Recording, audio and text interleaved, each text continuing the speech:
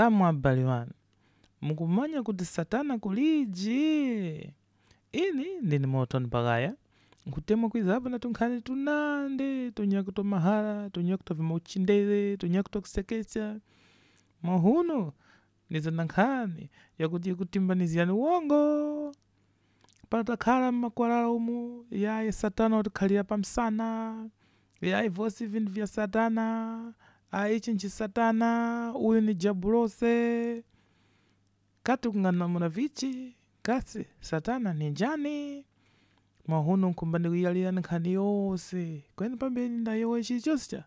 Kumbani kuphalirani kuti Satana kulije.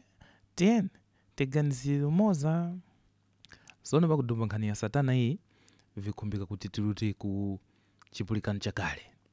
Mu Baibolo la Chihebere, noti mbuku la Hebere cha. Mu Baibolo la Chihebere. Mu Baibolo la Chihebere, para kuti Satana wakung'anamula munthu cha vile ngati umu isi pachitumbuka tikutiri chindere.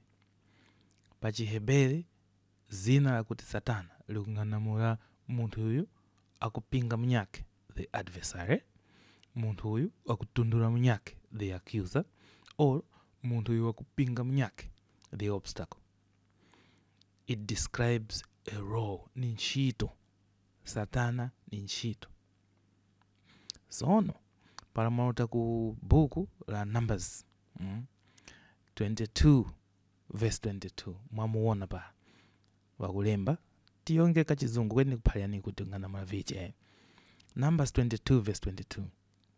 But God's anger was kindled because he, Balaam, went, and the angel of the Lord stood in the way for an adversary. Uyu wakuti vichi Satan against him. Okay? The angel of the Lord, uyu wakatumika hapa. God's own messenger is acting as a Satan. As a Satan. So Satan ni ntchito. Ichi chung'anamula kuti ntchito ya Satana noti kuti njiheni cha. Uyu watumika uyu. Wagwira ntchito ya chiuta mweneko. Mapulikisha makola. So nipatasa wanandi nkhani ya Satana walikumana nayo pa vichi pa buku la Yobu. Para mafika pa Yobu, pa Yobu chapter 1 verse 6 kufika 8. Mwamuona para dazi nyake Yobu wakawa wagwira ntchito zake mwenu kuchanya chiuta and ni kachizunguso hapa. Now there was a day when the sons of God came to present themselves before the Lord, and Satan, or the accuser, came also among them. Chung'anamula kuti vanthawa bamoza wagwira ntchito limodzi. Kweni Satana uyu mukuti Satana imwe nayo ndi mwana wa chiuta, kweni ntchito yake ndi accuser. Ndifa chake wakati vichi luta iwe kamuyezi mwana wani Yobu ka iyo chipulikano chake nchakuti uli. Sono iyi ndi mwanandi mukamanya Satana. Pachihebere wakuti Satan. Satan. It's not the king of hell. Not kuti chigawenga chinyake chakuti yaye. He is the son of God. He's one of the sons of God. Sono video nje chitumbuka kachizungu pachoko. Sono kavika sinta pauli kuti imwe Satana wafumi pakumwatii na wadada wake mumalenga yayi iuka gwinchitu yakuti kava fika uli ukutiri sono isi. Sono pali mafika mbuku la Zakaria chapter 3 verse 1 ku 2 mupulikengu sono kusinta kwambako kachizungu. And he showed me Joshua the high priest standing before the angel of the Lord, and Satan standing at his right hand to resist him. And the Lord said unto Satan, the Lord rebuke thee, O Satan. Apa ndipo tikuona kuti khala ngati vichi accuser yula sono uwamba kuwa na nkhongonoku zinande mpaka wakulimbana na njani na chiuta. Ndi pakwamba mmanye kuti m'Bible mose kwambira pakwamba kufika apa paliji apa Satana kana nkhongono zakuti kwali vichi. He was the accuser kwali ku garden na Eden kula luta kagwira ntchito yakuti wakatumikanga. Not kuti ku Eden kula wakatumika ya. That's another issue. Okay. So tifika kuchipulikano cha sono. Ngumanya kuti video hii wazibusa kumasino diku na ikalikiliki kuipanga analyze mpulike kuno tienta fika kuchipangano cha sono mu New Testament. Mbwenu sono the tempter sono Satana nchiti yake kusinta pachoko tifike ku Matthew chapter 4 verse 1 na verse 10. Then was Jesus led up of the Spirit into the wilderness and to be tempted of the devil. Okay? He's now Satana sono wamba kuoneka nchito yake nja kuti. Sono akupanga quote scripture, akupanga madiu, ana agenda payeka. Akumba mpusiki mwana wanjani, mwana wachiwuta. He is the source of temptation. Hii sono payeka, akupanga tumadiu payeka. Sono ni Satana mwamba kumuona mtowa inyake. Tifike sukufichi ku John chapter 8 verse 44. Ye are of your father the devil, and the lusts of your father ye will do. He was a murderer from the beginning, and abode not in the truth, because there is no truth in him. When he speaketh a lie, he speaketh of his own, for he is a liar, and the father of it. But the devil is a liar. More Christian. You familiar pa John 8:44. Analysis. Apa chungana mwana kuti.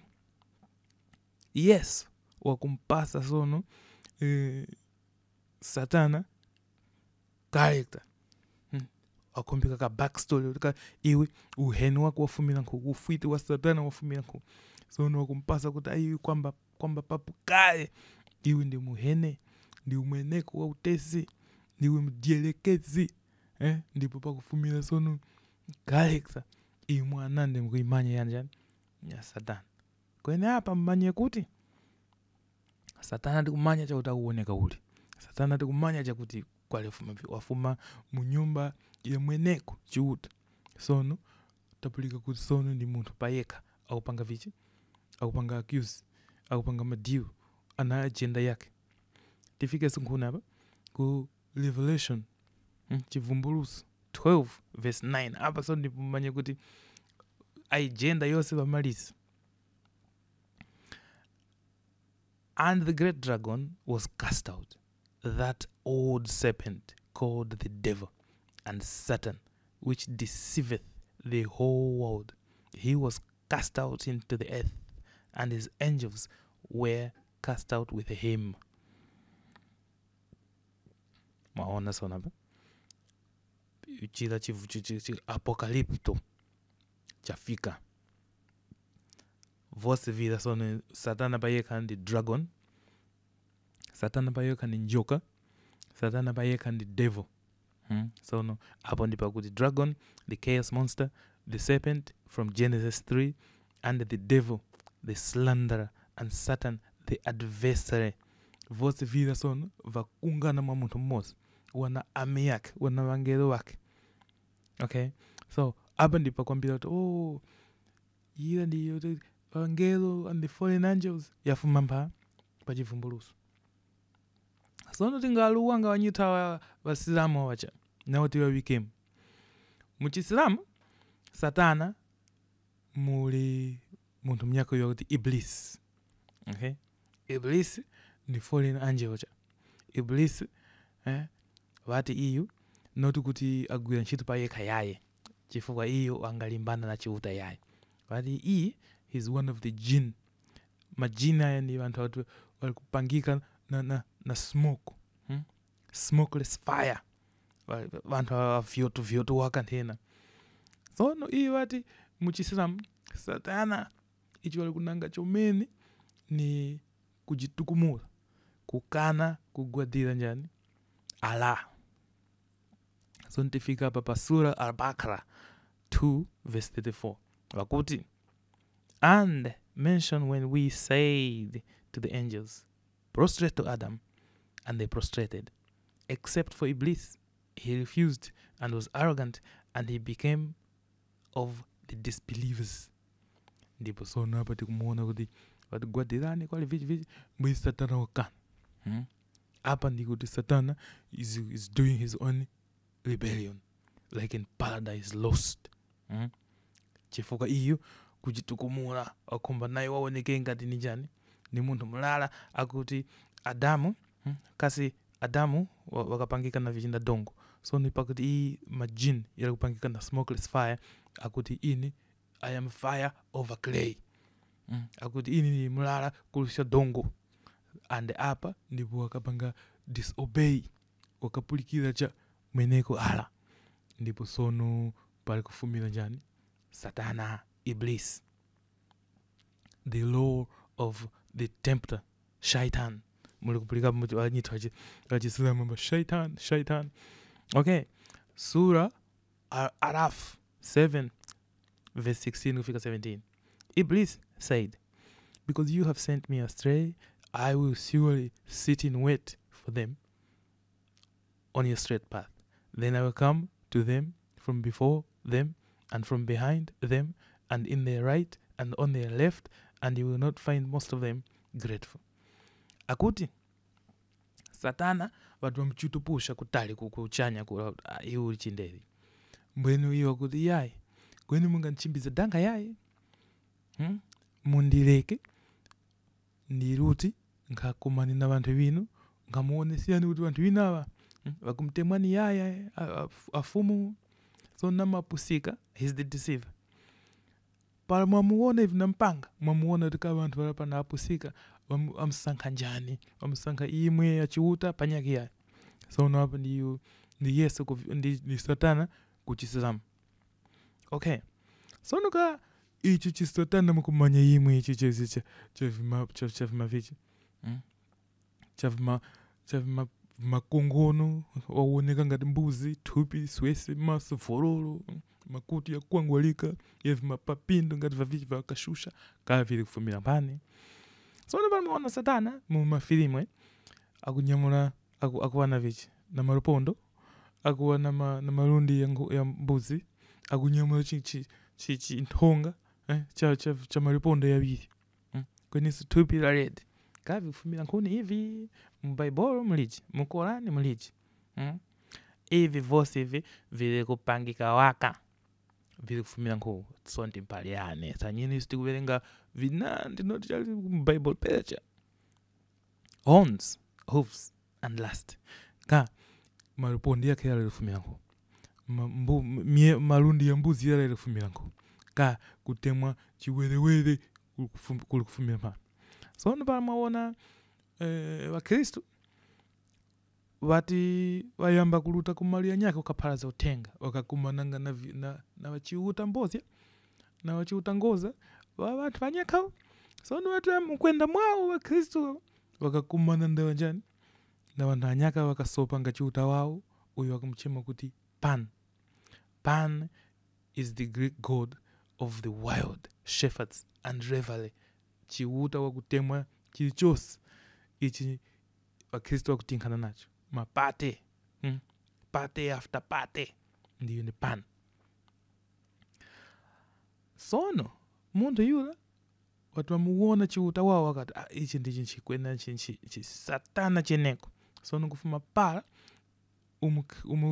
Chikristo chikarutira kunyaki. Wakayuzanga chiuta yula Pan. Ngati simbo ya kuti ivi ndivi mutinkane navi. Satana kuoneka ngati ichi chinderi ichi chipani. Mweno pala wambaku kupanga build image ya Satana. Then ntonga ila ikafumila nkupa kuti Pan wakawana ntonga.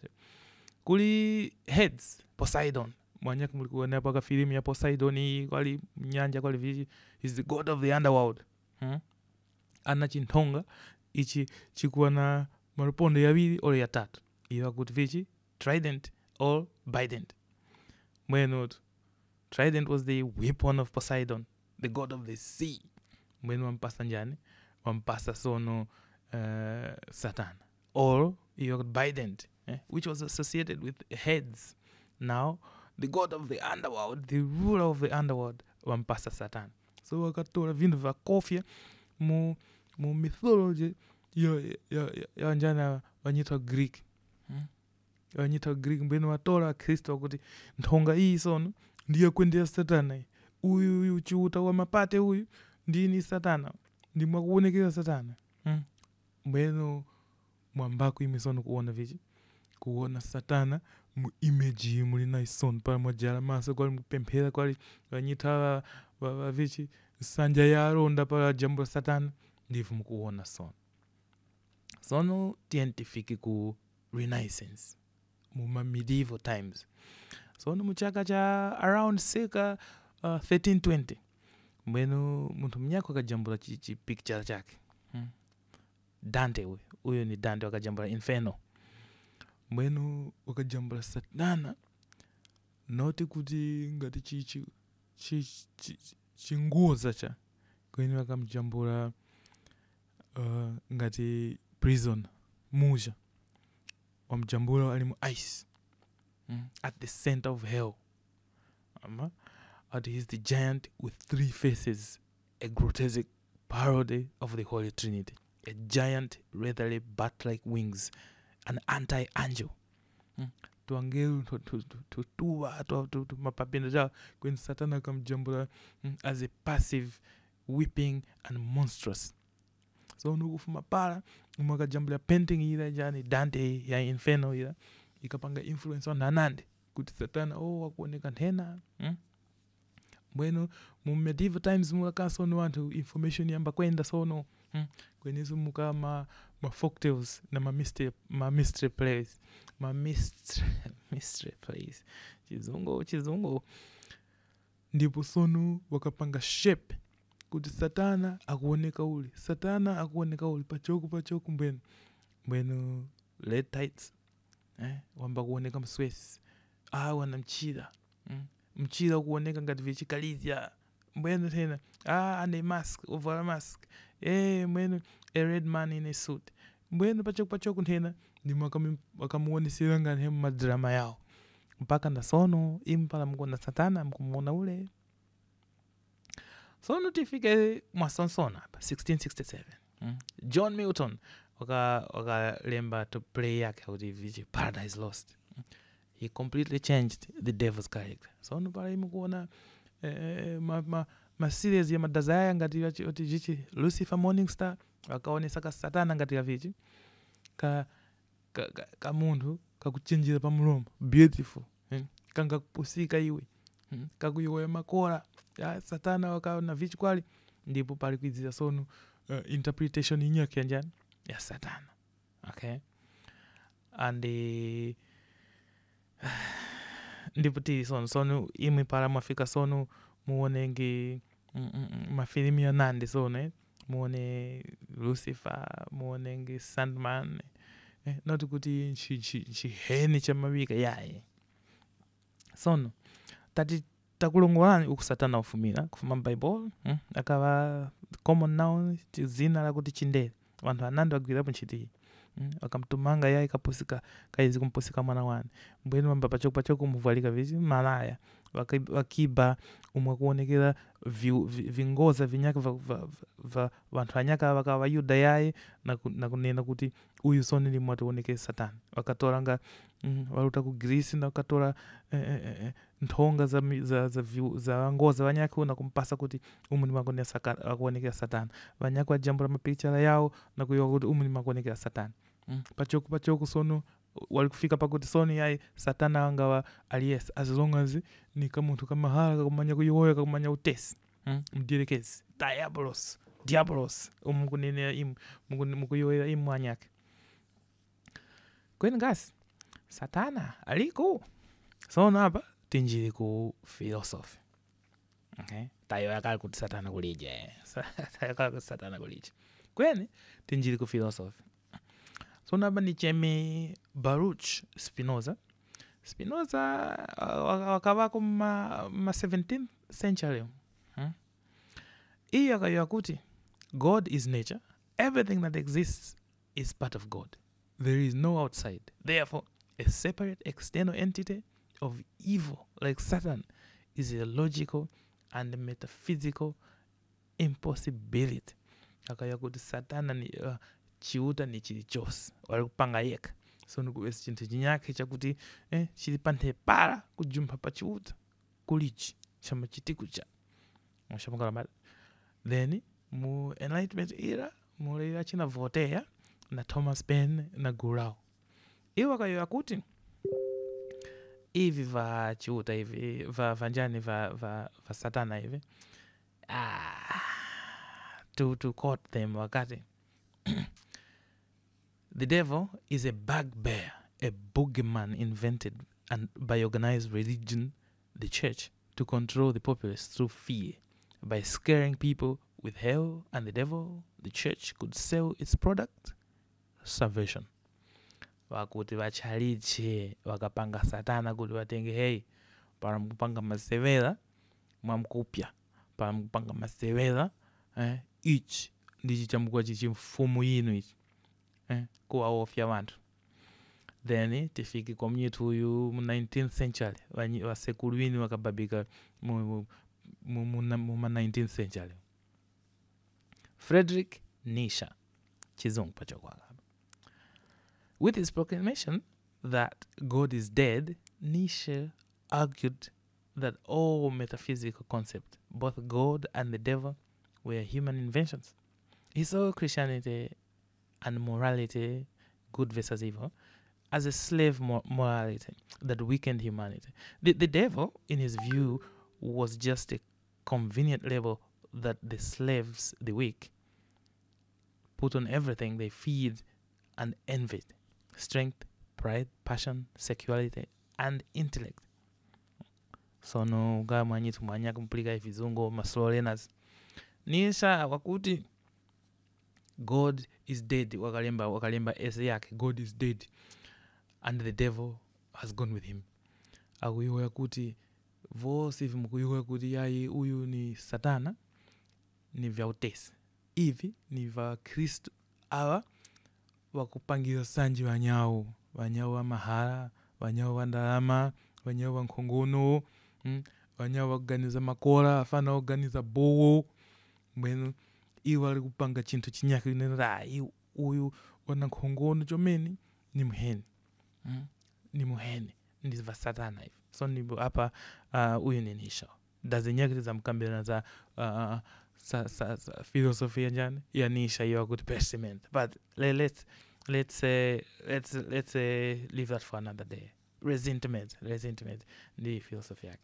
Modern psychology, kama mu psychology ya madazaya Satana ni njani. So no tiute kwa wantu wa ngati uyoti Carl Jung wanyako Carl Jung.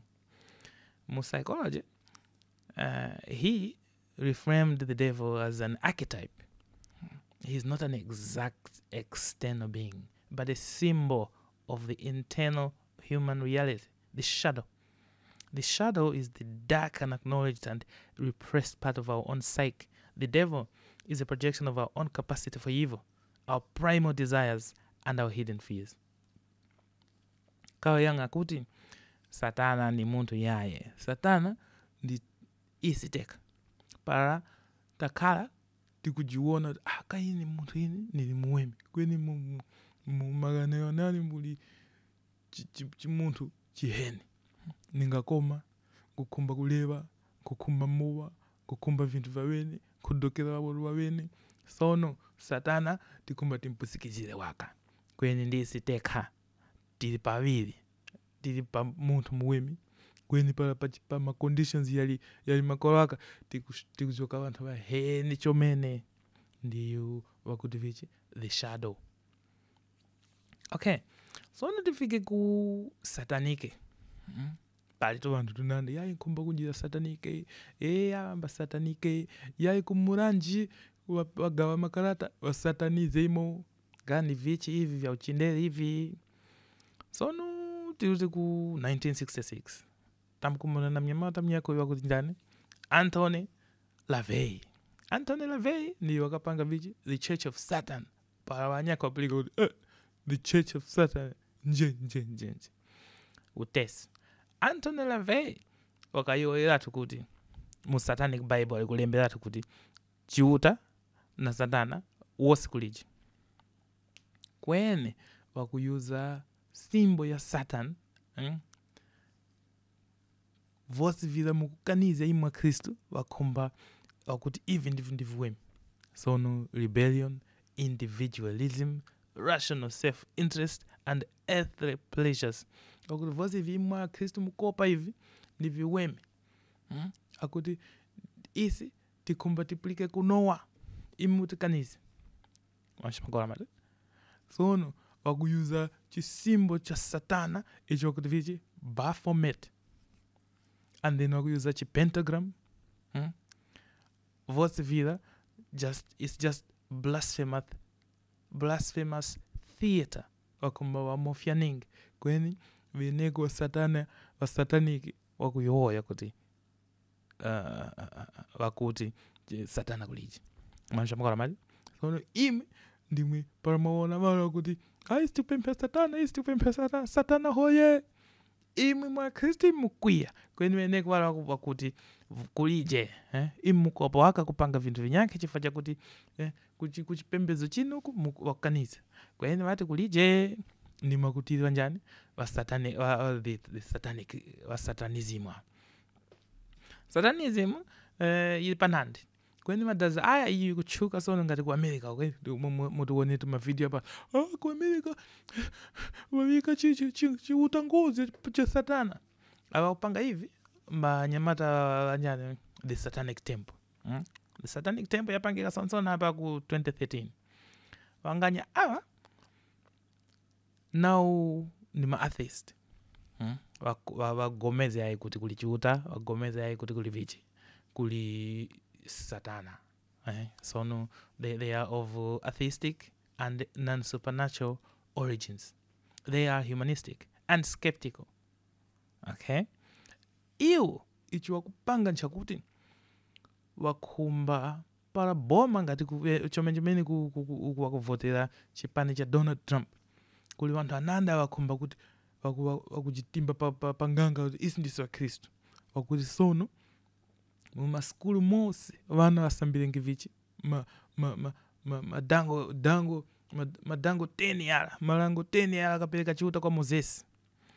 Sono para wapanga tena chifukwa cha constitution ya ku America iyo wakuti pawe separation pakati pa church and state wakuti pawe kugawanikana pakati pa chalichi na vichi na boma.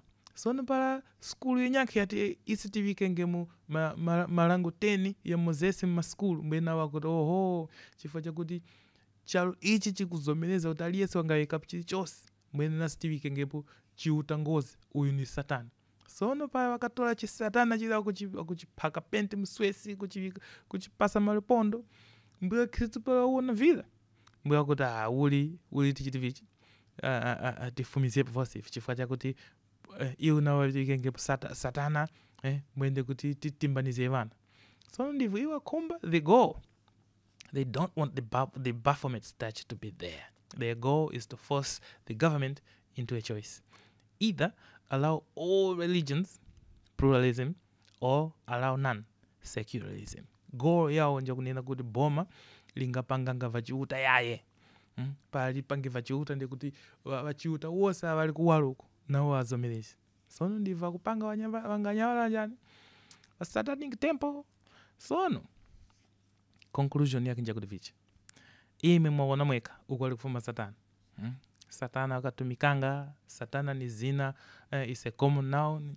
Satana pachoko mwamvalika malaya, mwampaka penti, mwamtola ni utangoza wa wantu wanyake, ime mwamika Bible sono, mwamika mu evangele, kwenye Satana kulije, Satana wali mkati mwinu umo, muli kubabika waweme, kwenye iso mkati mwinu muli uhene, olo chalo ichi muona wanyita kuluwanda hawa aliyes kwa sono tena wantu waweme wene kwa America wene kwa England sono wantu waweme kwene para kulinjala uku kundi ukhala isi ku China kundi wantu wakaliananga weka tavantu ise tili waweme kweni mkati mwitu muli uhene tikudokera mafilosofa ni yoti mpalia ningi kuti vindu vinyaki iva kumkanizani mwaka kweni aliyesoko vikumba kweni mkuchalichi huku wakumpalia za satana kuti wakofia ninge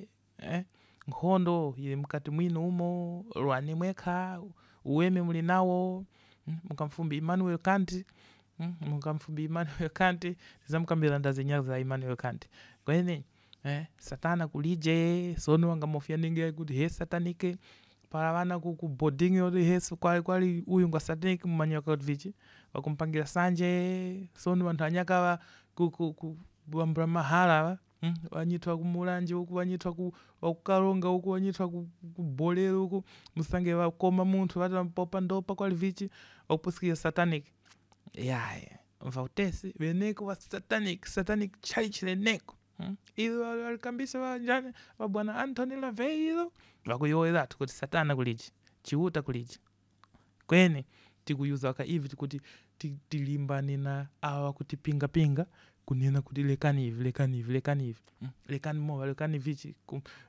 kumwa mahona yai kukwema peli yai sono ndivu ndakumba nikuluvia niku mahonu kukumbusani kuti satana kulije wangampusika ningi yaye vosi hivi vili mtu mwinu pela mufumbeta nyini stikumanya vichi tikumanya history tapangako ka theology tapangako ka philosophy yaye ndini moto mpaka kuti mukupanga tuma video tunandi tuangati utu kuti mwa wantu na tiluvya nenge kutuntu ngati twene tuliko 22 so like and subscribe kweniso ndiyo yapo kuti kwa sono umukupangira video hii mwahunu pa 1 November page lani pa Facebook li suspended uyu aliyesi wawona page la moto nbagaya pa Facebook wamanyi kuti ndautese page lani litizengi after November litizengi 25 November kwa sono chenjirani chifuwanta timbila ningi yayi ndili motone